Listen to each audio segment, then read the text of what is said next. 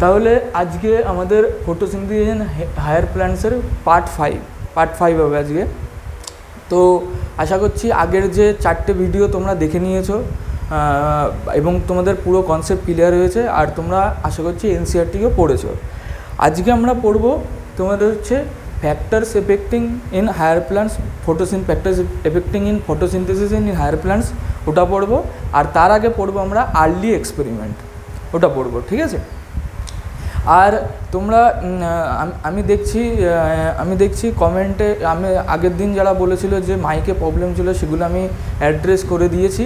তো আশা করছি তোমাদের কোনো প্রবলেম হচ্ছে না, মাইকের যে প্রবলেমটা ছিল সেটা হয়তো আর হচ্ছে না। আর তোমরা আর নিচে যে টেলিগ্রাম চ্যানেলটা দেওয়া আছে ওটা তোমরা অবশ্যই জয়েন করে নিও, ডেসক্রিপশন সেকশানে দেওয়া থাকবে, ওটা অবশ্যই জয়েন করে নিও, তোমরা জয়েন করে নিও।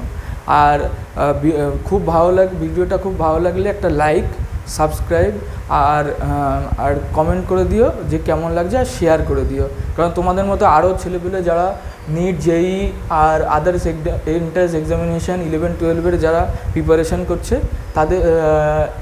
তাদের তোমরা এই ভিডিওগুলো শেয়ার করে দিও, তাদের ক্ষেত্রেও তাহলে সুবিধা হবে। তো চলো আজকে আমরা শুরু করি হচ্ছে তোমার তোমার আর্লি এক্সপেরিমেন্ট। এটা আমি তোমাদের আজকে এনসিইআরটি থেকে পড়াবো, ঠিক আছে, পুরো এনসিইআরটি থেকে পড়াবো। তার আগে এনসিইআরটিতে আমি তোমাদের একটা জিনিস বলে দিচ্ছি। এনসিইআরটিতে দেখবে, আমি তোমাদের বলছি, দেখো এনসিইআরটিতে দেখবে একদম লাস্টে আসবে, একদম লাস্টে না, 1 মিনিট আমি পেজটা তোমাদের বলে দিচ্ছি, দাঁড়াও 1 মিনিট আমি পেজটা বলে দিচ্ছি।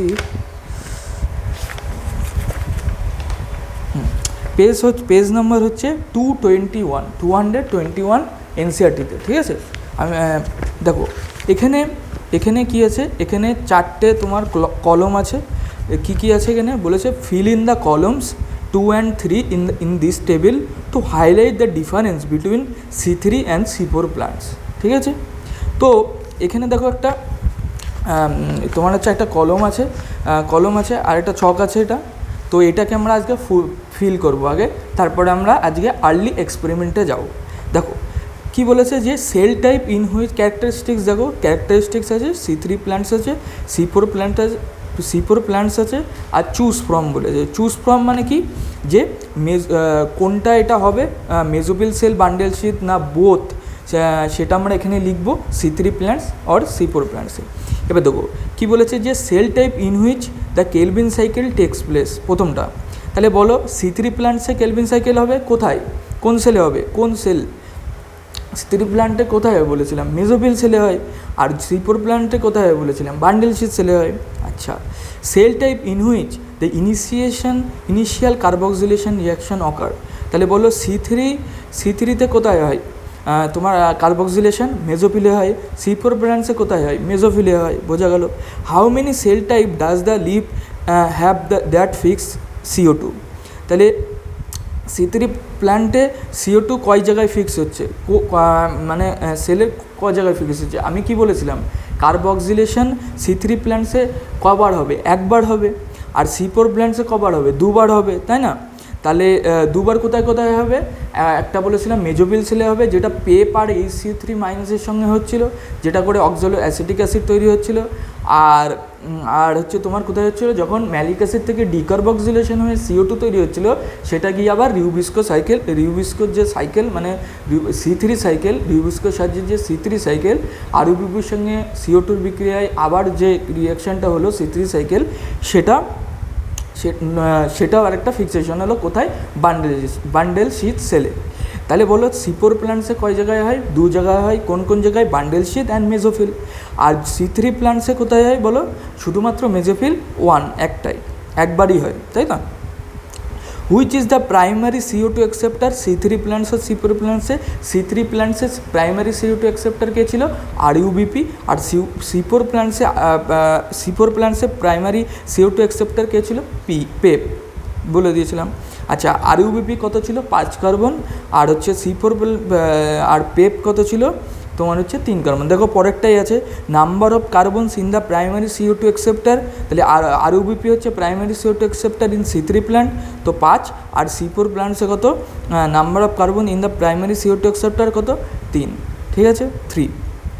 আচ্ছা which is the primary CO2 fixation product বলো, তাহলে C3 প্ল্যান্টে প্রাইমারি CO2 ফিক্সেশন প্রোডাক্ট কী তৈরি হয়েছিল PGA, আর C4 প্ল্যান্টসে কী কী তৈরি হয়েছিল OA অক্সালো অ্যাসিটিক অ্যাসিড, ঠিক আছে। আচ্ছা number of carbons in the primary CO2 fixation product, আচ্ছা C3 প্ল্যান্টসে তাহলে কত হবে C3, তো 3 তার জন্য প্রথম প্রোডাক্ট কত হয়েছিল 3 কার্বনের, আর C4 প্ল্যান্টসে কত হবে 4 কার্বনের। আচ্ছা ডাজ দ্য প্ল্যান্ট হ্যাভ রিউবিস্কো, আচ্ছা C3 প্ল্যান্টসে কি রিউবিস্কো আছে, ইয়েস আছে। আচ্ছা C4 প্ল্যান্টসে কি আছে, আছে। আচ্ছা ডাজ দ্য প্ল্যান্ট হ্যাভ পেপকেস, আচ্ছা C3 প্ল্যান্টে কি পেপকেস আছে, না আমরা তো কোথাও পড়িনি পেপকেস C3 প্ল্যান্টে, তাহলে নো। আর C4 প্ল্যান্টসে কি আছে, হ্যাঁ আছে, কোথায় তোমার মেসোফিল সেলে পেপকেস, যেখানে H2 ওই পেপের সাথে বাইন্ড করেছিল, তখন পেপকেস এসে অক্সালো অ্যাসিডিক অ্যাসিড তৈরি করেছিল, মনে আছে এটা আমাদের। হুইচ সেল প্ল্যান্ট হ্যাভ রিউবিস্কো, রিউবিস্কো কোথায় থাকে C3 প্ল্যান্টের, কোথায় থাকে বলো, রিউবিস্কো C3 প্ল্যান্টে কোথায় থাকে মেসোফিল সেলে, আর C4 প্ল্যান্টের কোথায় থাকে বান্ডেল শিট সেলে। CO2 fixation rate under high light condition, দেখো C3 প্ল্যান্টসে কী হবে তাহলে মিডিয়াম টাইপের হবে, আর C4 প্ল্যান্টসে কী হবে হাই হবে CO2 ফিক্সেশন। আচ্ছা CO2 ফিক্সেশনের যে রেট সেটা আমি তোমাদের একটু পরে বলে দিচ্ছি। আচ্ছা এরপরের যেটা CO2 fixation, photorespiration, high light, low light, high CO2, low CO2, temperature optimum, এগুলো আমি তোমাদের একটু পরে এক্সপ্লেন করে দেবো, তারপরে আবার এখানে আসছি, ঠিক আছে। আশা করছি এই পর্যন্ত তোমরা বুঝেছো আর এনসিইআরটিটাও ভালো করে পড়েছো, আর এই ছকটা তোমরা কমপ্লিট করে নিও, তাহলে C3 আর C4 এ তোমাদের আর কোনো প্রবলেম থাকবে না, ঠিক আছে, কোনো প্রবলেম থাকবে না। এবার চলো এবার আমরা চলে যাই আর্লি এক্সপেরিমেন্টে। দেখো এটা তোমাদের আমি এনসিইআরটি থেকেই পড়াবো, কারণ এনসিইআরটির দিকে পড়ানোই ভালো। এটা দেখো এটা তো কোনো ম্যাটার নেই। দেখো প্রথমে যে আমরা পড়বো সেটা হচ্ছে মোলস হাফ লিভ এক্সপেরিমেন্ট।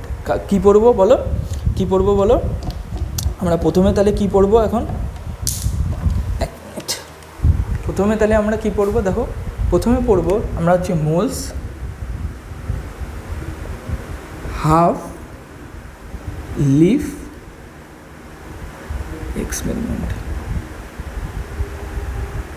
কী পড়বো দেখো, এনসিইআরটিটা নিয়ে বসবে আজকে, ঠিক আছে, এনসিইআরটিটা খুব ইম্পর্ট্যান্ট।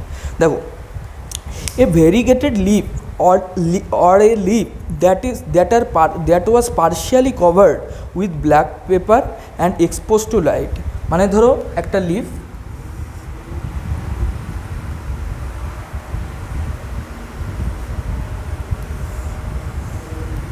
ঠিক আছে, একটা লিফ, ঠিক আছে, একটা লিফ, ঠিক আছে, তো একটা লিফ, ঠিক আছে, তাহলে একটা লিফকে কী হলো partially covered with a black pepper, তাহলে একটা ব্ল্যাক পেপার দিয়ে পার্শিয়ালিকে কভার্ড করে দেওয়া হলো, পার্শিয়ালি কভার্ড করে দেওয়া আছে, বোঝা গেল, পার্শিয়ালি কভার্ড করে দেওয়া হলো।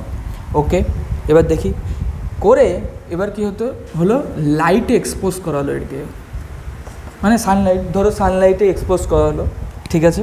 এবার দেখো যখন করা হলো on testing this leaves for the presence of starch, it was clear that photosynthesis occurs only in the green parts of the leaves in the presence of light। তাহলে কি দেখা গেল, তাহলে যখন এটা ব্ল্যাক পেপার দিয়ে আমরা যখন কী করে দিলাম, ব্ল্যাক পেপার দিয়ে আমরা কভার করে দিলাম, যখন আমরা এটাকে পার্শিয়ালি কভার করে দিলাম, তখন দেখলাম যে তাহলে এই জায়গাটা এখন কি হয়ে গেল, ব্ল্যাক হয়ে গেল, কী হয়ে গেল, ব্ল্যাক হয়ে গেল, কিন্তু এই জায়গাটা কি আছে এখনও গ্রিন আছে। কারণ কেন ব্ল্যাক, কারণ এখানে আলো পৌঁছাচ্ছে না, মানে লাইট এখানে আসতে পারছে না, তাই না, লাইট যখন পড়ছে, লাইট কি, কারণ একে তো কভার করা আছে, তাহলে লাইট তো আর এই পাতার এই পার্টটুকু, মানে লিফের এই পার্টটুকুর মধ্যে তো পড়বে না লাইট, তাহলে যদি লাইট না পড়ে তাহলে কী হবে, এখানে কি, তাহলে এইটা কী দেখাবে এখন, ব্ল্যাক দেখাবে, কিন্তু এখানে গ্রিন পার্ট আর এটা গ্রিন পার্ট। তো এখান থেকে আমরা কি বুঝলাম যে প্রেজেন্স অফ স্টার্চ, যেহেতু দেখো আমরা কি জানি, আমরা জানি গ্লুকোজ যেটা আমাদের গ্লুকোজ যখন তৈরি হয়, glucose as a store, glucose দুটো ফর্ম, একটা হচ্ছে স্টার্চ আর একটা হচ্ছে গ্লাইকোজেন। স্টার্চ ফর্মে প্ল্যান্টদের ক্ষেত্রে থাকে, স্টোর হয়ে প্ল্যান্টদের ক্ষেত্রে থাকে, আর গ্লাইকোজেন অ্যানিম্যালদের ক্ষেত্রে থাকে, আমরা জানি। আচ্ছা, তো যেহেতু স্টার্চ স্টোর আছে এখানে, স্টার্চের জন্যই বোঝা যায় যে স্টার্চের একটা কালার আছে, তো স্টার্চের জন্য বোঝা যাচ্ছে যে কি, যে it was clear that the photosynthesis occurs in the green part. ওই জন্যই আর দেখা যাচ্ছে যে এই গ্রিন পার্টসেই ফটোসিনথেসিস হচ্ছে। তাহলে এখানে কি হচ্ছে, ফটোসিনথেসিস অকার হয়ে যাচ্ছে। তাহলে এই গ্রিন পার্টসেই ফটোসিনথেসিস হচ্ছে, বাকি কোনো পার্টসে ফটোসিনথেসিস হচ্ছে না, মানে এই যে কভার করা পার্টে নো ফটোসিনথেসিস। তাহলে এখানে কি, no photosynthesis, no photosynthesis, no photosynthesis. Only green পার্টে তোমার ফটোসিনথেসিস হচ্ছে, শুধুমাত্র গ্রিন পার্টে ফটোসিনথেসিস হচ্ছে। এটা হচ্ছে moles half leaf experiment. Half leaf, এটা দিয়ে কী বোঝা যাচ্ছে, হাফ লিফ কভার হয়ে গেছে, আর হাফ লিফে তোমার কি হচ্ছে, ফটোসিনথেসিস হচ্ছে। তো এর থেকে কী বোঝা যাচ্ছে, যে গ্রিন পার্টসেই তোমার ফটোসিনথেসিস হবে, বোঝা গেল? ওকে, আচ্ছা ঠিক আছে। আরেকটা, এটা তো বোঝা গেল, ওকে। আরেকটা আছে, দেখো আরেকটা বোঝাচ্ছি আমি। এটা একটা এক্সপেরিমেন্ট হলো, আশা করছি বুঝতে পেরেছো তোমরা, আর না বুঝলে আরেকবার দেখে নিও, ঠিক আছে? চলো নেক্সট কি, নেক্সট হচ্ছে অ্যানাদার এক্সপেরিমেন্ট কী ছিল, যে একটা লিপকে নেওয়া হয়েছিল, আবার একটা লিপকে নেওয়া হয়েছিল, ঠিক আছে? আবার একটা লিপকে নেওয়া হয়েছিল, বোঝা গেল? আবার একটা লিপকে নেওয়া হলো, সেই লিপকে এনক্লোজড করা হলো ইন এ টেস্ট টিউব। কী করা হলো, ক্লোজ করা হলো ইন এ টেস্ট টিউব। তাহলে এই লিপটাকে নিয়ে এসে টেস্ট টিউবের মধ্যে রাখা হলো। কী করা হলো, টেস্ট টিউবের মধ্যে রাখা হলো, বোঝা গেল? টেস্ট টিউবের মধ্যে রাখা হলো, টেস্ট টিউব কন্টেনিং সাম KOH। এবার কী হচ্ছে এখানে কন্টেন্ট কী আছে, KOH, contains some KOH soaked cotton which absorbs CO2। এখানে কী রাখা হয়েছে, KOH soaked cotton। KOH soaked cotton মানে যারা অ্যাবজর্ব করে CO2কে, যারা অ্যাবজর্ব, মানে KOH soaked cotton রাখা হয়েছে যারা CO2কে অ্যাবজর্ব করে। দেখো, যখন আমরা ফটোসিনথেসিস পড়েছিলাম, যখন আমরা রিয়াকশানগুলো দেখেছিলাম, তখন আমরা কী দেখেছিলাম, যে ফটোসিনথেসিস হওয়ার জন্য কী দরকার, CO2 দরকার। সেই CO2কে অ্যাবজর্ব করার জন্য KOH soaked cotton এখানে রাখা হয়েছে। এবার দেখো, while the other half is exposed in a closed test tube while the other half is exposed into air। দেখো, এই লিপের কিছু অংশ আমরা এর মধ্যে রেখেছি KOH soaked cotton, আর কিছু অংশ আমরা বাইরে এয়ারের প্রেজেন্সে রেখেছি, আচ্ছা, তাহলে আমাকে একটা কথা বলো, CO2 কোথায় পৌঁছাবে, এখানে পৌঁছাবে নাকি এখানে পৌঁছাবে, বলো দেখি? দেখো, CO2 যদি এখানে আসার চেষ্টা করে, তাহলে এখানে কী আছে, KOH soaked cotton। তাহলে এ কী করবে, বাইরের থেকে CO2 অ্যাবজর্ব করে নেবে। তাহলে এই পাতা কি CO2 অ্যাবজর্ব করতে পারবে না? অ্যাবজর্ব করতে পারবে না, মানে পাতার এই পার্টটা অ্যাবজর্ব করতে পারবে না। কিন্তু যে পার্টটা এক্সপোজ আছে এয়ারে, ঠিক আছে, এটা এক্সপোজ করা আছে এয়ারে, এই পার্টটা এক্সপোজ করা আছে এয়ারে, ঠিক আছে, এই পার্টটা এক্সপোজ করা আছে এয়ারে। তাহলে যদি এই পার্টটা এক্সপোজড এয়ারে আছে, তাহলে এখানে তো কোনো CO2 অ্যাবজর্ব কেউ করতে পারবে না, তো CO2 ডাইরেক্টলি তোমার পাতা অ্যাবজর্ব করবে। তাহলে যদি ডাইরেক্টলি পাতা অ্যাবজর্ব করে CO2, তো কী হবে দেখো, তাহলে কী বলেছে, যে দিস এক্সপোজ এয়ারে এক্সপোজ করা, মানে এই পার্টটা এক্সপোজ করে এয়ারে, আর কি এবার এই সেট আপটাকে কোথায় রাখা হবে, লাইটে রাখা হবে। কোথায় হবে, লাইটে রাখা হবে। এবার দেখো, কিছু টাইমের জন্য, on testing for the presence of starch later in the two parts of the leaf, you must found that exposed part of the leaf test positive for starch. কারণ এখানে ফটোসিনথেসিস হচ্ছে, কারণ এই যেই পার্টটা এক্সপোজ সেখানে কি বললাম, সেখানে সহজে CO2 অ্যাবজর্ব হয়ে যাবে, কিন্তু এই পার্টটাই, পাতার এই পার্টটাই কি CO2 অ্যাবজর্ব হতে পারবে না, কারণ এখানে কেউই সোক কটন আছে, ওই জন্য কেউই সোক কটন অ্যাবজর্ব করে নেবে, পাতা অ্যাবজর্ব করতে পারবে না এই পার্টটাই। তাহলে এই পার্টটাই তো কোনো ফটোসিনথেসিস হবে না, কারণ ফটোসিনথেসিস হওয়ার জন্য কী দরকার ছিল, CO2 ইনভলভমেন্ট দরকার ছিল, সেই CO2কেই তো কেউই সোক কটন অ্যাবজর্ব করে নিল। তাহলে এ যদি অ্যাবজর্ব করে নেয় তাহলে এই পার্টটাই তো ফটোসিনথেসিস হবে না। আর ফটোসিনথেসিস যদি না হয় তাহলে স্টার্চ, কার্বোহাইড্রেট, গ্লুকোজ কি তৈরি হবে? হবে না। যদি ওটা না হয় তাহলে এই পার্টটাই কি স্টার্চ প্রেজেন্ট থাকবে? স্টার্চ অ্যাবসেন্ট থাকবে, প্রেজেন্ট থাকবে না, স্টার্চ অ্যাবসেন্ট থাকবে। আর এই পার্টটাই কি থাকবে? স্টার্চ প্রেজেন্ট থাকবে। কেন? কারণ এখানে কি তাহলে অ্যাবসেন্ট, ঠিক আছে, এটা মানে হচ্ছে কিন্তু অ্যাবসেন্ট, ঠিক আছে, অ্যাবসেন্ট, ঠিক আছে, অ্যাবসেন্ট। কেন থাকবে না? কারণ এখানে photosynthesis does not occur, photosynthesis does not occur, কারণ এখানে ফটোসিনথেসিস হয়নি। আর ফটোসিনথেসিস যদি না হয় তাহলে স্টার্চ প্রডিউসড হবে না? হবে না। কিন্তু এই জায়গায় তো ফটোসিনথেসিস হয়েছে, ওই জন্য স্টার্চ এটাকে প্রেজেন্ট, স্টার্চ প্রেজেন্ট। তাহলে স্টার্চ যদি প্রেজেন্ট থাকে, কেন স্টার্চ প্রেজেন্ট আছে? কারণ ফটোসিনথেসিস হয়েছে, কারণ ফটোসিনথেসিস অকার। তাহলে স্টার্চ এখানে অ্যাবসেন্ট কেন? কারণ ফটোসিনথেসিস হয়নি, কারণ কেউই শর্ট কটন কি অ্যাবজর্ব করে নিয়েছে CO2, ওই জন্য পাতা অ্যাবজর্ব করতে পারেনি, পাতার এই পার্টটা অ্যাবজর্ব করতে পারেনি CO2, কিন্তু এই পার্টটা যেহেতু এক্সপোজ করা ছিল এয়ারে, তাই এয়ারের থেকে ও CO2 নিয়ে এলো, CO2 পাতা নিয়ে এখানে ফটোসিনথেসিস করলো, ফটোসিনথেসিস করে কি তৈরি করলো? স্টার্চ তৈরি করলো। তাহলে স্টার্চ প্রেজেন্ট আছে, তাহলে ফটোসিনথেসিস অকার হচ্ছে, তাহলে ফটোসিনথেসিস এখানে হচ্ছে, ঠিক আছে। আচ্ছা, তাহলে ভাবো যদি আমরা টেস্ট করি, স্টার্চ টেস্ট যদি আমরা করি, স্টার্চ টেস্ট, যে স্টার্চ কোন জায়গায় আছে, কারণ স্টার্চ দিয়ে আমরা বোঝাবো যে ফটোসিনথেসিস হয়েছে কি হয়নি। দেখো, তাহলে যদি এখানে যদি আমি স্টার্চ যদি টেস্ট করি, তাহলে এখানে কি স্টার্চের টেস্ট কি দেবে? পজিটিভ দেবে। স্টার্চ টেস্ট কি দেবে? পজিটিভ দেবে, মানে স্টার্চ এখানে প্রেজেন্ট আছে, স্টার্চ টেস্ট পজিটিভ দেবে, কারণ স্টার্চ এখানে প্রেজেন্ট আছে। কিন্তু এখানে স্টার্চ টেস্ট কি দেবে? নেগেটিভ। কেন? কারণ এখানে তো স্টার্চই প্রেজেন্ট নেই, স্টার্চও তো প্রেজেন্ট নেই, কারণ ফটোসিনথেসিস হয়নি।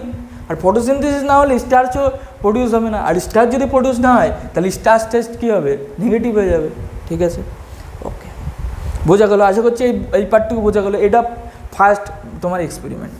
আচ্ছা, এবার এটা তো গেল, এবার নেক্সট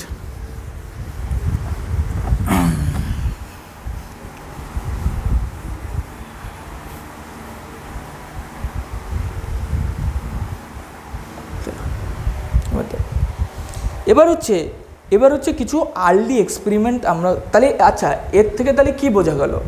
আগেরটার থেকে কি বোঝা গেল?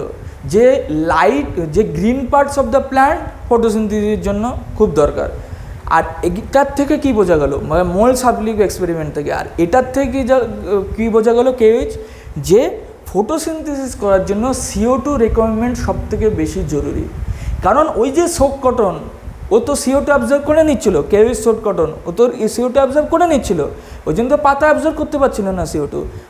তো যেহেতু পাতা CO2 নিতে পারছে না, তো ও কি ফটোসিনথেসিস করতে পারবে না। তাহলে CO2 নেসেসারি তোমার ফটোসিনথেসিস করার জন্য, এটুকু বোঝা গেল? ওকে, বোঝা গেল। তাহলে এবার চলে আসো early experiment.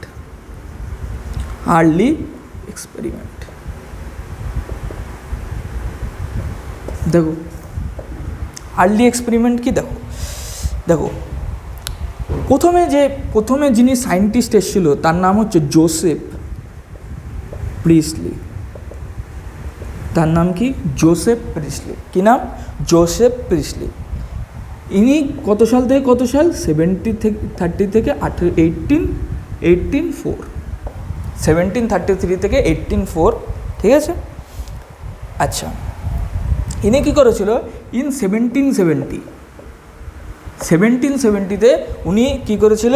Performed a series of experiments that revealed that the essential role of air in the growth of the green plant. যে এয়ারের একটা রোল আছে যে এয়ারের একটা রোল আছে তোমার গ্রোথ অফ গ্রিন প্ল্যান্টসে গ্রোথ করার জন্য। এয়ারের একটা মানে এয়ার খুব নেসেসারি গ্রোথ করার জন্য, প্ল্যান্টের গ্রোথ করার জন্য এয়ার খুব নেসেসারি।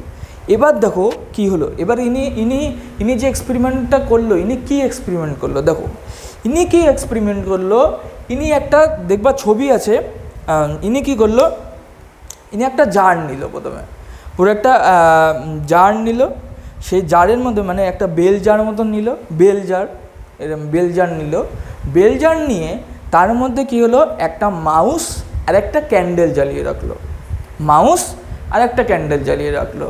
কিছুক্ষণ পর তিনি যেটা অবজার্ভ করলো সেটা হচ্ছে ক্যান্ডেল যে জ্বলছিল সেটা ক্যান্ডেল এখন জ্বলা বন্ধ হয়ে গেল, ঠিক আছে, ক্যান্ডেল নিভে গেল, ঠিক আছে, ক্যান্ডেল নিভে গেল, আর মাইসটাও মারা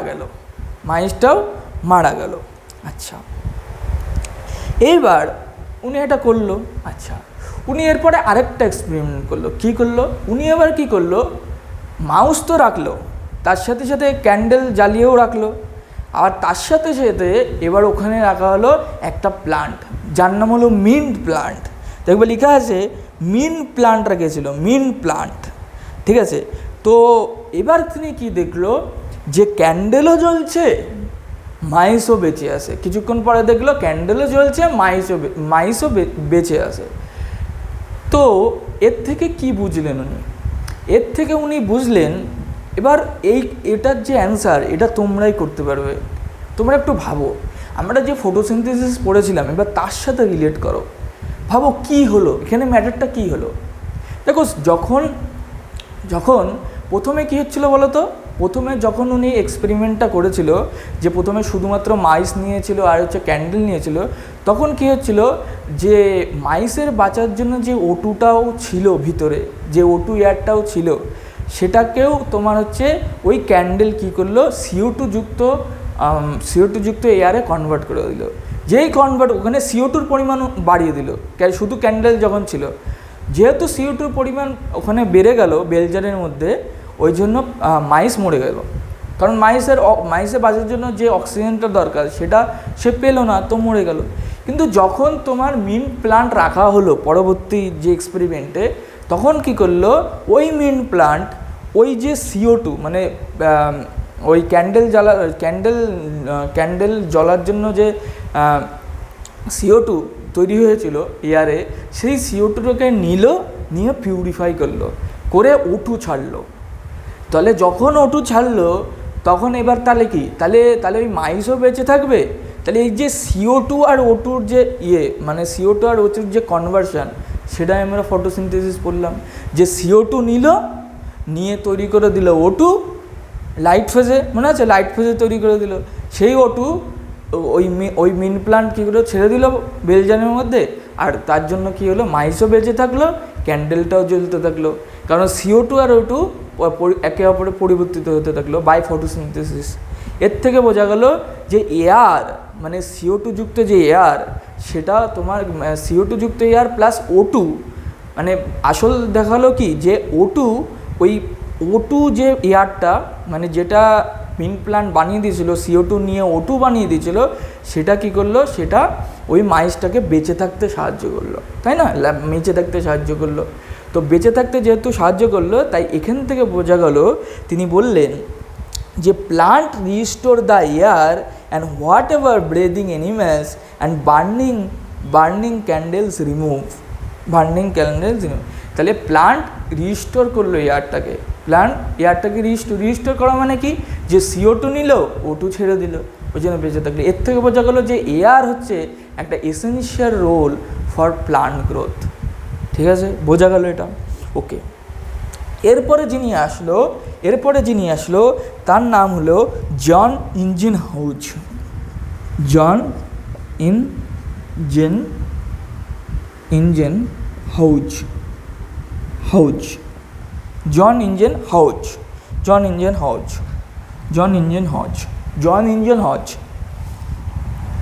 ইনি কত থেকে 1730 থেকে, এই যে ডেটগুলো মানে যে ইয়ারগুলো এগুলো তোমরা মনে রাখবে, কিন্তু এগুলো খুব ইম্পর্ট্যান্ট। এগুলো খুব ইম্পর্টেন্ট, খুব ইম্পর্টেন্ট। যেমন সায়েন্টিস্টের নেম খুব ইম্পর্টেন্ট, তেমন এই যে তোমার ইয়ারগুলো এগুলো খুব ইম্পর্টেন্ট। প্লাস এটা যেটা লিখছি সেটাও খুব 1730 থেকে 1799 এটা এই ইয়ারটাও খুব ইম্পর্টেন্ট। বোঝা গেল? এবার ইনি কী করলো দেখা যাক। ইনি কী করলো দেখো, ইনি কী করলো বল, ইনি বললো showed that the sunlight is the essential to the plant process that somehow purifies air followed by burning candles or breathing animals। যে সানলাইটও একটা এসেনশিয়াল ফ্যাক্টর। দেখো প্রিস্টলি কী বলেছিল, জোসেফ প্রিস্টলি কী বলেছিল যে এয়ার একটা তোমার এসেনশিয়াল রোল। জন ইঞ্জিন হাউস এসে কী বললো, সানলাইট একটা এসেনশিয়াল রোল। তো ইনি কী বললো দেখো, ইনি কী বললো, engine house in an elegant experiment with an aquatic plant showed that in bright Sunlight. একটা অ্যাকোয়াটিক প্লান্টকে নিয়ে সানলাইটে রাখলো, কী হলো দেখো এবার। যখন রাখলো তখন small bubbles were formed around the green parts while in the dark they did not. ঠিক আছে, কী হলো যে পার্টগুলো পাতার, যে পাতা তো এরকমভাবে থাকে, তো পাতার কিছু পার্ট, যে পার্টগুলো গ্রিন সেই পার্ট থেকে ওয়াটার বাবল উঠতে থাকলো, ওয়াটার বাবল উঠতে থাকলো উপরের দিকে। ওয়াটারের বাবল সৃষ্টি হয় না, বাবল, হ্যাঁ। কিন্তু যেগুলো ডার্ক পার্ট ছিল প্ল্যান্টের, সেখান থেকে কোনো বাবল উপরের দিকে আসছে না, কোনো বাবল উঠছে না। তো এখান থেকে উনি কী বুঝলো যে বাবলস টু বি অক্সিজেন। দেখো যখন দেখবা হয়তো তোমরা ওই জলের মধ্যে ফু দিয়েছো, তখন দেখেছিলো বাবল উঠছে, কেন? কারণ তুমি একটা হাওয়া ছাড়ছো, কোনো একটা এয়ার দিচ্ছ, তার জন্য ওই বাবলটা উপরের দিকে আসছে, ওই বাবলটা উঠছে, তাই না? বাবলটা উঠছে। তাহলে একটা জিনিস ভাবো, তাহলে ওই যে গ্রিন পার্টে কিছু তো একটা আছে, গ্রিন পার্টে যার জন্য ওই বাবলটা উঠছে, ওই বাবলের মধ্যে কিছু একটা আছে। বলছে ওই বাবলের মধ্যে কি হচ্ছে, বাবলটা হচ্ছে O2, বাবলটা হচ্ছে O2, যেটা ওই গ্রিন প্ল্যান্ট রিলিজ করেছে। একটু আগে আমরা ফটোসিনথেসিসে কী পড়ি, যে CO2 থেকে গ্লুকোজ তৈরি হলো, তার সঙ্গে O2 তৈরি হলো, ওই 6CO2 plus 12H2O plus C6H12O6 plus CO2 6O2, যে রিয়াকশানটা আমরা পড়েছিলাম, সেই রিয়াকশানটা এখানে হচ্ছে, মানে O2র বাবল উপরের দিকে আসছে। তাহলে O2র বাবল যেহেতু উপরের দিকে আসছে, তাহলে কোথার থেকে আসছে, শুধুমাত্র এই গ্রিন পার্টস থেকে আসছে। আচ্ছা, hence he showed that only the green parts of the plant that could release oxygen. তাহলে ইনি কী বললো, যে গ্রিন পার্টস অফ দ্য প্ল্যান্টের যে গ্রিন পার্টস, সেখান থেকেও কী হলো তোমার অক্সিজেন রিলিজ হলো। তাহলে গ্রিন পার্টস থেকেই তোমার অক্সিজেন রিলিজ হলো। এবার ঠিক আছে, আচ্ছা এবার চলে আসো নেক্সট যিনি সায়েন্টিস্ট ছিল, তিনি ছিল জুলিয়াস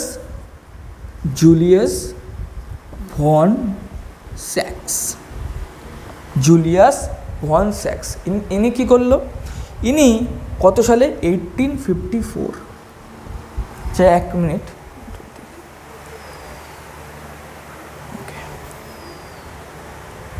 জুলিয়াস ভন স্যাক্স কত সালে, 1854। দেখো ইনি কী করলো, ইনি প্রোভাইড করলো কি, evidence for production of glucose when plants grow.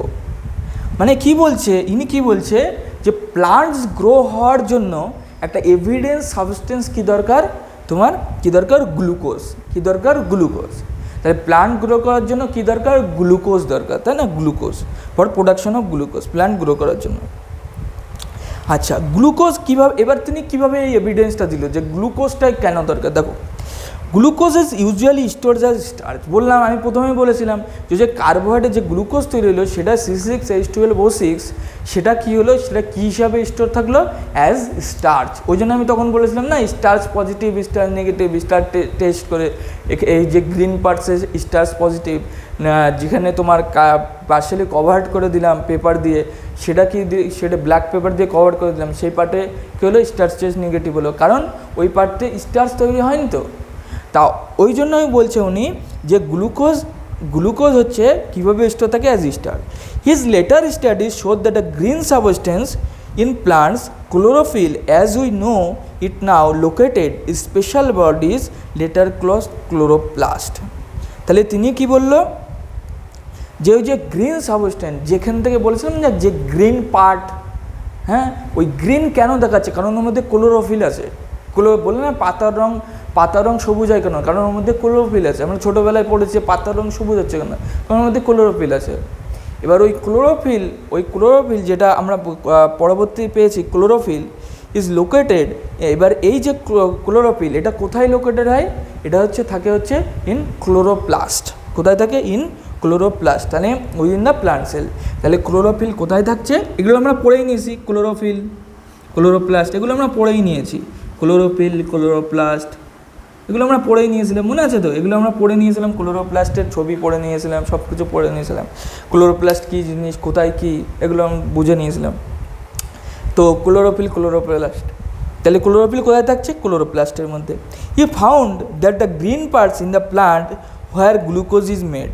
তাহলে প্লান্টের সেই গ্রিন পার্ট যেখানে গ্লুকোজ তৈরি হচ্ছে, ঠিক আছে, গ্লুকোজ তৈরি হচ্ছে। কী তৈরি হচ্ছে? গ্লুকোজ তৈরি হচ্ছে, ঠিক আছে, ঠিক আছে। And E found the green plant glucose made, okay. And glucose is usually starch, ওই একই কথা, গ্লুকোজ স্টার্চ। ঠিক, তাহলে তিনি এভিডেন্স দিয়েছিল, জুলিয়াস ভনসাক এভিডেন্স কিসে দিয়েছিল? তোমার যে গ্লুকোজ প্রোডাকশন অফ গ্লুকোজ তোমার মেন গ্রোথের জন্য দরকার। কার? তোমার প্ল্যান্টের, ঠিক আছে। তাহলে প্ল্যান্টের গ্রোথের জন্য কী দরকার? তোমার প্ল্যান্টের গ্রোথের জন্য কী দরকার? গ্লুকোজ দরকার। তার এভিডেন্স কে দিয়েছিল? তোমার কে দিয়েছিল? জুলিয়াস ভন স্যাক্স। বোঝা গেল এটা? ওকে। এবার আমি তোমাদের একটা কথা বলি, দেখো এই পর্যন্ত তো সব হলো, এই পর্যন্ত কোনো ম্যাটারই ছিল না, এই পর্যন্ত তো সব হলো, এই পর্যন্ত তো সব এক্সপেরিমেন্ট হয়েছে। এরপরে আসবে আসল এক্সপেরিমেন্ট। এরপরে কি আসবে? আসল এক্সপেরিমেন্ট। দেখো এরপরে আসল এক্সপেরিমেন্টটা আমি দেখাচ্ছি। এই পর্যন্ত সব তো সোজাই ছিল, কিন্তু এরপরে যেগুলো আসলো সেগুলো একটু ব্রেন খাটানোর এক্সপেরিমেন্ট।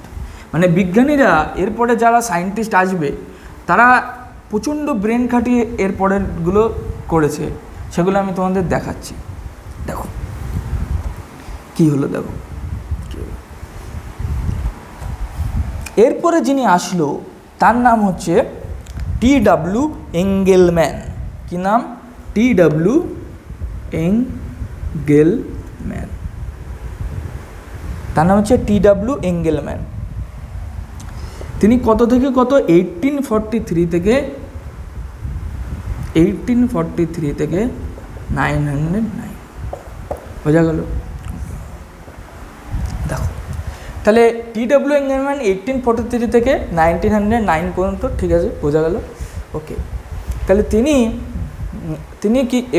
কি দেখলো? দেখো তিনি কি করলো, তিনি নিল একটা বিকার। কি নিল? বিকার নিল। বিকারের মধ্যে নিল একটা প্লান্ট। বিকারের মধ্যে কি নিল? একটা প্লান্ট নিল, ঠিক আছে, প্লান্ট নিল, ঠিক আছে। বিকারের মধ্যে একটা প্লান্ট নিল, ঠিক আছে, ঠিক আছে। এবার নিল ব্যাকটেরিয়া। এবার নিল এর মধ্যে কিছু ব্যাকটেরিয়া। কি নিল? ব্যাকটেরিয়া। ব্যাকটেরিয়া বলছি কেন, একটা নিল গ্রিন অ্যালগা, ব্যাকটেরিয়া না, সরি গ্রিন অ্যালগি নিল, যার নাম হলো ক্ল্যাডোফোরা।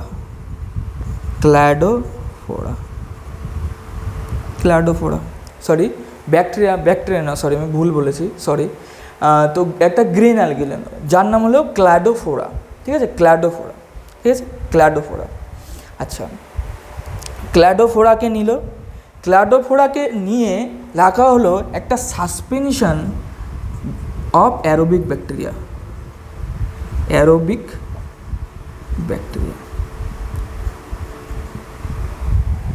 সাসপেনশন অফ, কোথায় রাখা হলো? প্লেস দিনে সাসপেনশন অফ অ্যারোবিক ব্যাকটেরিয়া। এবার কি দেখা গেল, যে bacteria were used to detect the size of O two evolution. এবার এখানে যে ওটো ইভলিউশন হবে তার জন্য কি হলো, ব্যাকটেরিয়াগুলোকে ব্যবহার করো। অ্যারোবিক ব্যাকটেরিয়া কেন ব্যবহার করা হয়েছে জানো? কারণ কোন আলোর রেঞ্জে তোমার ফটোসিনথেসিস ম্যাক্সিমাম হচ্ছে সেটা এখানে দেখা হবে। এখন স্প্লিট করা হবে কি করে, এখানে নেওয়া হবে একটা প্রিজম, কি নেওয়া হবে, একটা প্রিজম নেওয়া হবে, ঠিক আছে, নিতেই পারে, প্রিজম নেওয়া হবে, ঠিক আছে, প্রিজম নেওয়া হলো। ছবিটা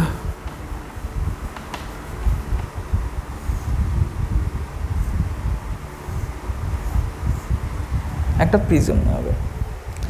এবার কি হবে, এই প্রিজমের মধ্যে দিয়ে হোয়াইট লাইট ফেলা হলো। এবারে হোয়াইট লাইট স্প্লিট করে গেল,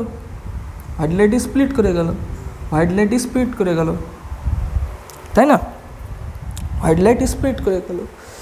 এবার যখন হোয়াইট লাইট স্প্লিট করা হলো তখন হলো দুখানা রিজন, একটা হচ্ছে ব্লু আর একটা হচ্ছে রেড।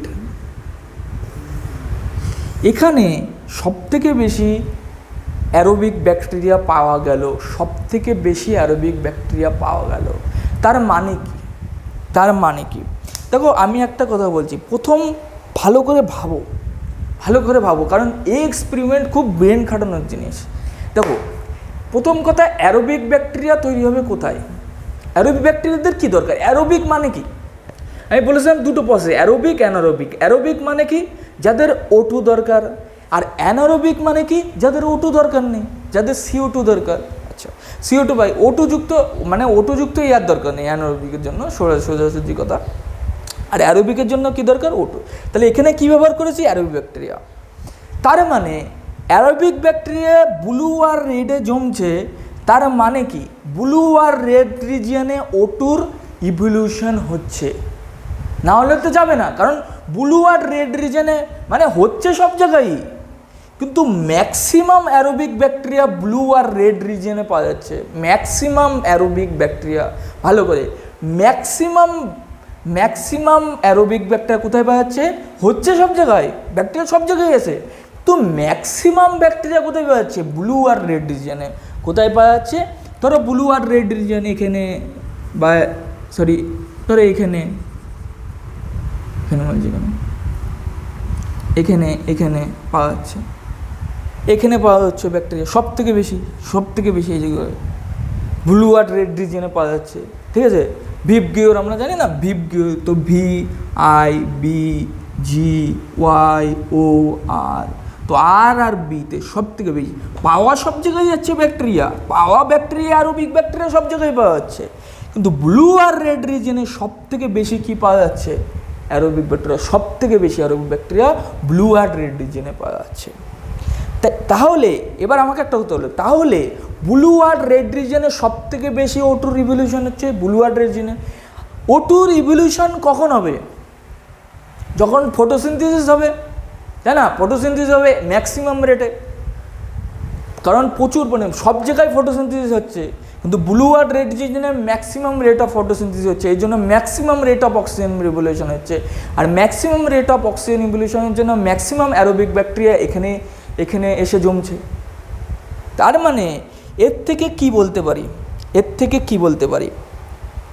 এর থেকে আমরা যেটা বলতে পারি সেটা হচ্ছে, দেখো লেখা আছে যে the bacteria accumulate mainly reason blue and red of the split spectrum. মানে স্প্লিট করেছে স্পেকট্রামকে, হ্যাঁ, তো স্প্লিট স্পেকট্রামের কোথায় ব্লু আর রেড রিজনে কী পাওয়া যাচ্ছে, তোমার হচ্ছে সব থেকে বেশি অ্যারোবিক ব্যাকটেরিয়া পাওয়া যাচ্ছে। A first action spectrum of photosynthesis was does describe. এবার দেখো স্পেকট্রামের দুটো পার্ট করব। এবার আমি যে স্পেকট্রামের কথাটা বলেছিলাম, স্পেকট্রামে আমরা দুটো পার্ট করব। একটা হচ্ছে অ্যাবজর্পশন স্পেকট্রাম,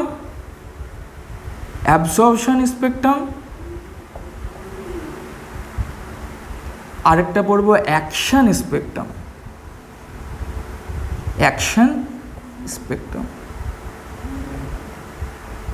দুটো পড়ব, একটা পড়ব অ্যাবজর্পশন স্পেকট্রাম, আরেকটা পড়ব অ্যাকশন স্পেকট্রাম, ঠিক আছে।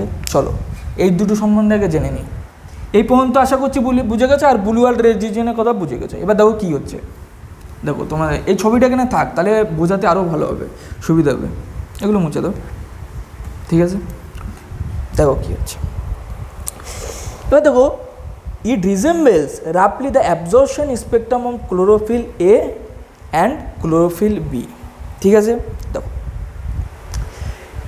অ্যাবজর্পশন স্পেকট্রাম অ্যাকশন স্পেকট্রাম মানে কি, দুটো এক একটা, এই যে অ্যাবজর্পশন আর অ্যাকশন দুটোই একটা আরেকটার সাথে রিলেটেড, দুটোই একটা আরেকটার সাথে রিলেটেড। আর এর গ্রাফ এনসিআরটিতে কত পেজে দেওয়া আছে, 210 পেজে চলে আসো, 210 পেজে। দেখো এখানে একটা লাইন আছে, তার আগে একটা লাইন আছে যে ইট রিজেম্বলস রাফলি the absorption spectrum of chlorophyll a and chlorophyll b. তাহলে এই যে এখানে দেখো, এবার তুমি ভাবো ব্লু আর রেড রিজনে ফটোসিনথেসিস হচ্ছে, ম্যাক্সিমাম রেট আমরা বুঝে গেছি, ম্যাক্সিমাম রেট অফ ফটোসিনথেসিস সেটাও আমরা বুঝে গেছি। এবার কথা হচ্ছে ম্যাক্সিমাম রেট অফ ফটোসিনথেসিস কখন হবে বলো, ম্যাক্সিমাম রেট অফ ফটোসিনথেসিস যখন ক্লোরোফিলে আর ক্লোরোফিল বি তার ম্যাক্সিমাম অ্যাবসর্পশন স্পেকট্রামে কাজ করবে। আর তার জন্য যে একটা অ্যাকশন স্পেকট্রামে ফাংশন হবে। বুঝতে পারলে না? আমি বুঝতে পেরেছি, বুঝতে পারলে না? দেখো ফটোসিনথেসিস কখন হচ্ছে, ফটোসিনথেসিস কখন হচ্ছে, আমি একটা বলেছিলাম নেসেসারি পিগমেন্ট আর একটা বলেছিলাম অ্যাক্সেসরি পিগমেন্ট। নেসেসারি পিগমেন্ট কে ছিল, ক্লোরোফিল এ, আর অ্যাক্সেসরি পিগমেন্ট কে ছিল, ক্লোরোফিল বি। ক্লোরোফিল এ ছিল অ্যাক্টিভ পার্ট, তাই না? বলেছিলাম কালকে ক্লোরোফিল এ হলো অ্যাক্টিভ পার্ট যার মাধ্যমে ফটোসিনথেসিস হবে। PS1 PS2 দুটো বলেছিলাম, দুটো হায়ার রেঞ্জে। তাহলে ক্লোরোফিল এ আর ক্লোরোফিল বি যখন, তাহলে ক্লোরোফিল বি যখন ম্যাক্সিমাম অ্যাবসর্পশন করবে লাইটের ম্যাক্সিমাম অ্যাবসর্পশন করবে, মানে লাইটকে অ্যাবজর্ব করে যখন তার অ্যাবসর্পশন ম্যাক্সিমাম হবে, তখন তার অ্যাকশন স্পেকট্রামে কী হবে, ফাংশন হবে, একটা ফাংশন দেখাতে হবে অ্যাকশন স্পেকট্রামে। তাহলে অ্যাবসর্পশন করে অ্যাকশন স্পেকট্রামে ফাংশন দেখাতে হবে। অ্যাকশন স্পেকট্রাম মানে এই ব্লু আর রেড রিজনে ফাংশন দেখা যাচ্ছে।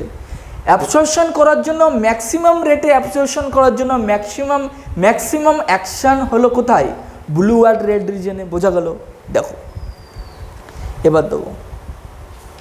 এবার আমি এটা পড়ছি তোমাদের সামনে, দেখো কি করা যাচ্ছে। কি বলছে যে দেখো কি বলছে, দেখো দুটো গ্রাফ আছে। দেখো একটা প্রথম গ্রাফটা কি, absorbent of light by chloroplast pigment. আমরা সবাই জানি, কালকে দেখে নিয়েছি, chlorophyll b, carotenoids. Chlorophyll a তো একদম লাস্টে, কেন? কারণ ক্লোরোফিল এ যদি গ্রাফ এরকমভাবে গেছে কেন, কারণ ক্লোরোফিল বি আর ক্যারোটিনয়েডের অ্যাবজর্পশন সবচেয়ে ম্যাক্সিমাম। দেখো সবথেকে বেশি maximum absorption of light by chloroplast pigment 210 পেজে দেখো তোমরা এনসিআরটিতে। তো একদম প্রথমে যে গ্রাফটা আমি কি বলেছিলাম, ক্লোরোফিল বি ক্যারোটিনয়েড ওরা প্রিভেন্ট করবে ফটো অক্সিডেশনকে। কীভাবে প্রিভেন্ট করবে ফটো অক্সিডেশনকে? কারণ ওরা বেশি লাইট অ্যাবজর্ব করে নেবে। তাহলে ওদের যে পিকটা সেটা ম্যাক্সিমাম হওয়ার দরকার, অ্যাবজর্পশন অফ লাইটের ম্যাক্সিমাম। দেখো তাই আছে। কিন্তু ক্লোরোফিল বি যদি বেশি পরিমাণে লাইট নিয়ে নেয়, ও তো ওর ফটো অক্সিডেশন হয়ে যাবে। তো ওর ফটো অক্সিডেশন না করার জন্য ওর কাছে মিনিমাম যে লাইটটুকু দরকার সেটা পাঠানো। তোর গ্রাফ নিচে দেখতে পাচ্ছ। সেকেন্ড গ্রাফে আসো, কি বলছে, rate of photosynthesis measured by O2 release. দেখো রেট অফ ফটোসিনথেসিস আমি কি বলেছিলাম, rate of photosynthesis measured by O2, কারণ দুই জায়গায় এসছে, ব্লু আর রেড রিজনে। দেখো দুই জায়গায় পিক এসছে গ্রাফে, দেখো দুই জায়গায় পিক এসছে, দেখেছো? সেকেন্ড গ্রাফটায় দেখো দুই জায়গায় পিক এসছে, দুই জায়গায় এসছে ব্লু আর রেড, দুই জায়গায় এসছে ব্লু আর রেড রিজনে পিক এসছে। দেখা গেল, বোঝা গেল? ওকে, এটা হলো ব্লু আর রেড প্রথম এসছে, ঠিক আছে? এটা এদের অ্যাবসর্পশন স্পেকট্রাম। এরপরে কি হলো, এই অ্যাবসর্পশনের জন্য এটা এদের অ্যাকশন স্পেকট্রাম। এদের অ্যাকশন ম্যাক্সিমাম হওয়ার জন্য এদের দেখো অ্যাবসর্পশনের একটা তৈরি হয়েছে। দেখো অ্যাবসর্পশনের একটা গ্রাফ তৈরি হয়েছে, দেখেছো? তাহলে ম্যাক্সিমাম অ্যাকশন অফ স্পেকট্রাম হওয়ার জন্য এদের অ্যাবসর্পশন কি হলো, ম্যাক্সিমাম হলো। দেখো তার জন্য আরেকটা ফাংশনের জন্য আরেকটা গ্রাফ, আর সেই অ্যাবসর্পশনও সেকেন্ড যে গ্রাফটা মানে থার্ড যে গ্রাফটাই সেটাই দেখো দুটো গ্রাফ এসছে।